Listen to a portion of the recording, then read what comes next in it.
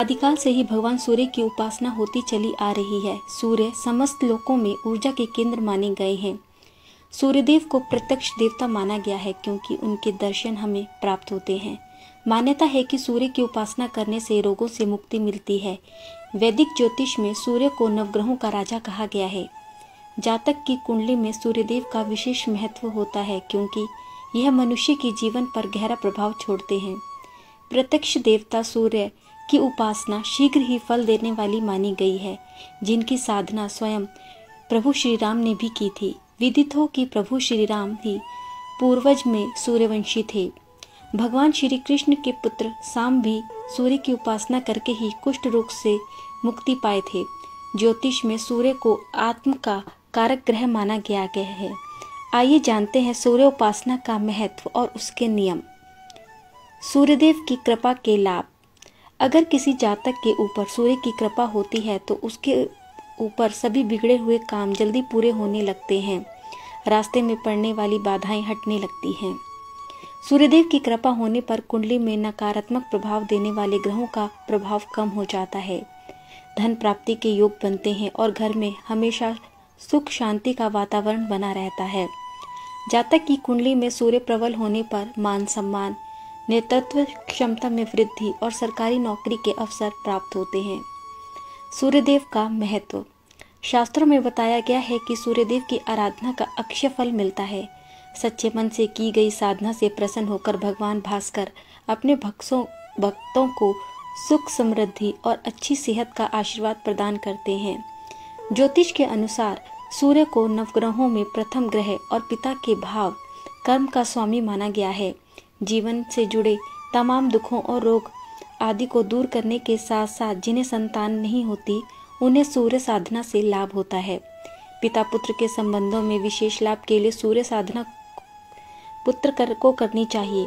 वैदिक काल से ही भारत में सूर्य की पूजा का प्रचलन रहा है। पहले यह साधना मंत्रों के माध्यम से हुआ करती थी, लेकिन बाद में उनकी मूर्ति पूजा भी प्रारंभ हो गई, जिसके बाद तमाम जगह पर उनके भव्य मंदिर बनवाए गए। प्राचीन काल में बने भगवान सूर्य के अनेक मंदिर आज भी भारत में हैं। सूर्य की साधना आराधना से जुड़े प्रमुख प्राचीन मंदिरों में कोंकाण, मातंड और मोढेरा आदि प्रमुख हैं। 7 घोड़ों के रथ पर सवार हैं भगवान सूर्य। सृष्टि के प्रत्यक्ष देवता भगवान सूर्य के रथ में 7 घोड़े होते हैं, जिन्हें शक्ति एवं सफूर्ति का प्रतीक माना जाता है। भगवान सूर्य का यह रथ प्रेरणा देता है कि हमें अच्छे कार्य करते हुए सदैव आगे बढ़ना चाहिए, तभी जीवन में सफलता मिलती है। सूर्य की साधना को समर्पित है रविवार का दिन। रविवार का दिन भगवान सूर्य को समर्पित है। इस दिन भगवान सूर्य की साधना आराधना करने पर शीघ्र ही उनकी कृपा प्राप्त होती है। रविवार के दिन भक्तिभाव से किए गए पूजन से प्रसन्न होकर प्रत्यक्ष देवता सूर्यदेव अपने भक्तों को आरोग्य का आशीर्वाद प्रदान करते हैं। इस विधि से करें सूर्य की साधना। सनातन परंपरा में प्रत्यक्ष देवता सूर्य की साधना उपासना शीघ्र ही फल देने वाली मानी गई है। सूर्यदेव की पूजा के लिए सूर्यदेव से पहले उठकर स्नान करें। इसके पश्चात उगते हुए सूर्य का दर्शन करके उन्हें ओम गृहिणी सूर्याय नमः कहते हुए जल अर्पित करें। सूर्य को दिए जाने वाले जल में लाल रोली, लाल फूल मिलाकर जल दें।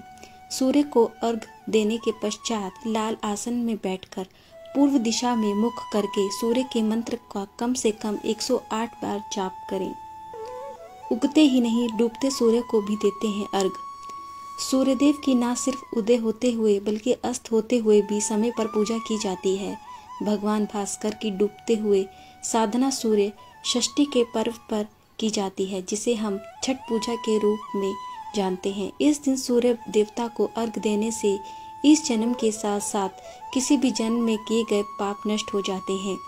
अस्त हो रहे सूर्य को पूजन करने के पीछे ध्येय ये होता है कि हे सूर्य देव, आज हम आपको आमंत्रित करते हैं कि कल प्रातः काल का पूजन आप स्वीकार करें और हमारी मनोकामनाएं पूरी करें। सूर्य के इस मंत्र से पूरी होगी मनोकामना।